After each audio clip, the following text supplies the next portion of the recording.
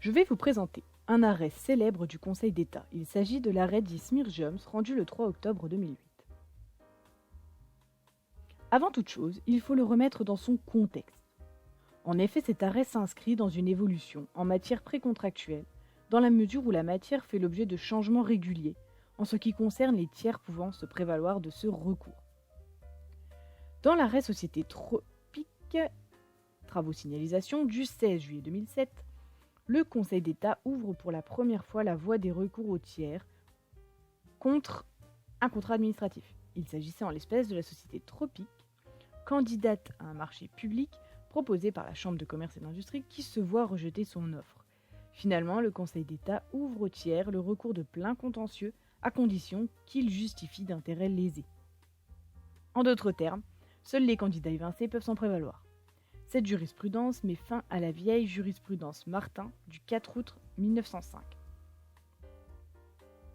Le 3 octobre 2008, dans l'arrêt qui nous intéresse ici, l'arrêt Smir-Jones, le CE ouvre le recours au tiers se prévalant d'un manquement eu égard au stade de la procédure auquel le tiers se rapporte, une susceptible ou risquant de la léser, et indirectement avantageant une autre entreprise. Puis vient l'arrêt du 4 avril 2014, Tarn-et-Garonne. Une nouvelle évolution du contentieux des contrats administratifs ici. Le Conseil d'État ouvre à tous les tiers justifiant d'un intérêt lésé par un contrat administratif la possibilité de contester sa validité devant le juge des contrats. Cependant, le juge n'aura pas d'obligation de retenir l'illégalité grave ou le rapport direct avec l'intérêt lésé. Cette décision met fin à la jurisprudence Smir-Jones qui va nous occuper. Petite parenthèse ici, aujourd'hui la plus récente jurisprudence en la matière, c'est celle du 27 mai 2020, donc que je développerai pour conclure la vidéo. Donc sur les faits, celui qu'on appelle Smir-Jones est un syndicat mixte intercommunal dont l'objet est l'élimination des ordures ménagères. En 2007, le syndicat lance une procédure d'appel d'offres ouvert à la concurrence pour l'attribution d'un marché de services ayant pour objet la prise en charge, le transport et le tri des déchets. Le tribunal administratif de Nantes fut saisi par une société évincée, la société Passenot Recyclage. Smir-Jones se pourvoit en cassation contre l'ordonnance en date du 24 avril 2007, du juge des référés précontractuels du tribunal administratif de Nantes. En effet, l'ordonnance a donné raison à la société dont l'offre n'avait pas été retenue, ce qui conduit à l'annulation de la procédure de passation du marché organisé par Smir-Jones. Mais la société Passenot Recyclage demande aussi l'annulation de la même ordonnance, car le tribunal a rejeté ses conclusions enjoignant le syndicat de lui communiquer certaines informations, notamment les motifs de rejet de son offre. Le Conseil d'État commence son raisonnement par l'article L. 551-1 du Code de justice administrative, qui nous dit que les personnes habilitées à agir pour mettre fin au manquement du pouvoir adjudicateur à ses obligations de publicité et de mise en concurrence sont celles susceptibles d'être lésées par de tels manquements. Dès lors, le juge des référés précontractuels doit rechercher si l'entreprise qui saisit fait valoir un manquement. Ici, le juge doit prendre en garde à constater la portée du manquement susceptible ou risquant de léser le candidat. Mais il doit aussi faire attention au stade de la procédure. En l'espèce, il s'agit de la phase précontractuelle. Le TA, en annulant la procédure de passation litigieuse au motif que le syndicat aurait indiqué à tort dans les avis d'appel public à la concurrence que le marché était couvert par l'accord sur les marchés publics, a commis une erreur. En effet, il n'a pas recherché si cette irrégularité était susceptible d'avoir lésé ou risquait de léser la société Passenot Recyclage. Le juge des référés a commis une erreur de droit. Donc, le syndicat est fondé à demander l'annulation de l'ordonnance attaquée, ordonnance qui, je le rappelle, a prononcé l'annulation de la procédure de passation du marché.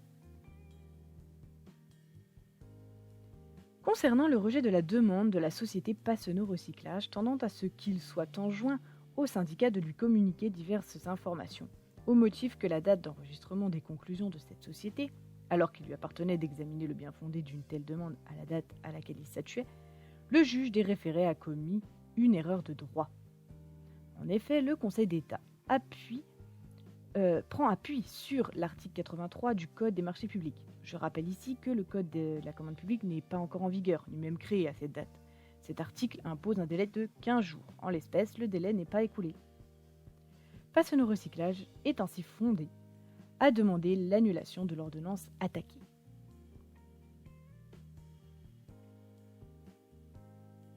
Selon l'article L. 821-2 du Code de justice administrative, il y a lieu de régler l'affaire au titre de la procédure de référé engagée par la société. Cela signifie qu'on est bien dans une procédure précontractuelle, même si le délai est écoulé, puisque commencé ultérieurement.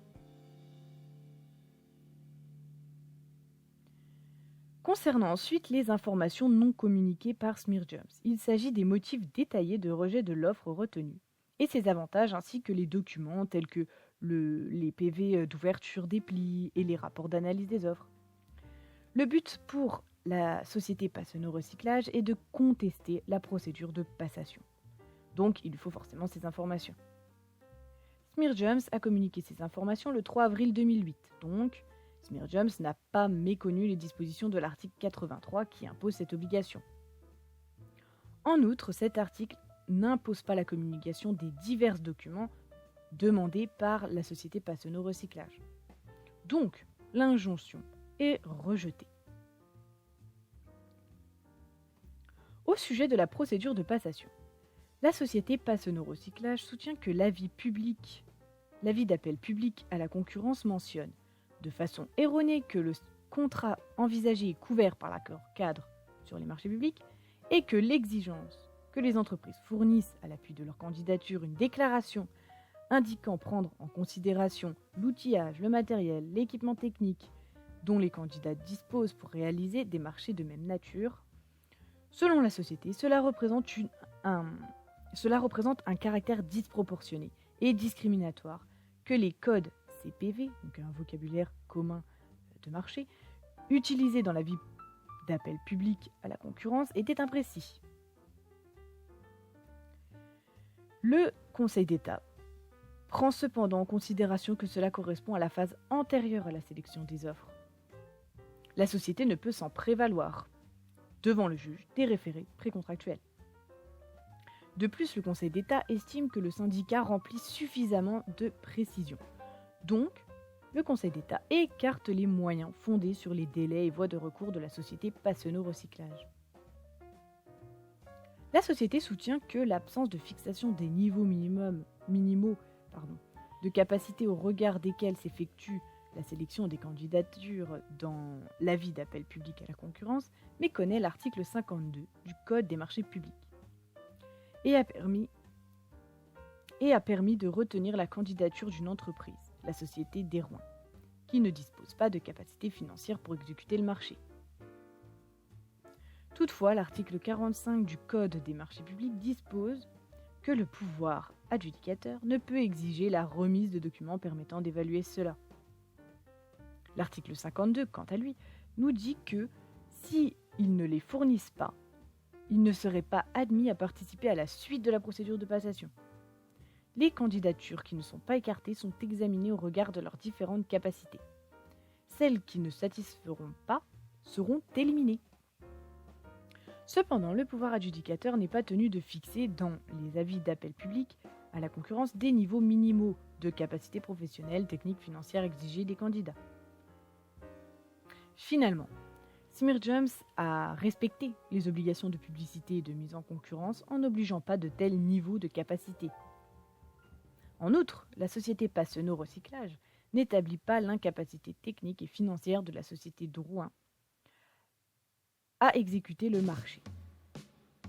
Le CE rejette la demande d'annulation requise par la société Passeno Recyclage.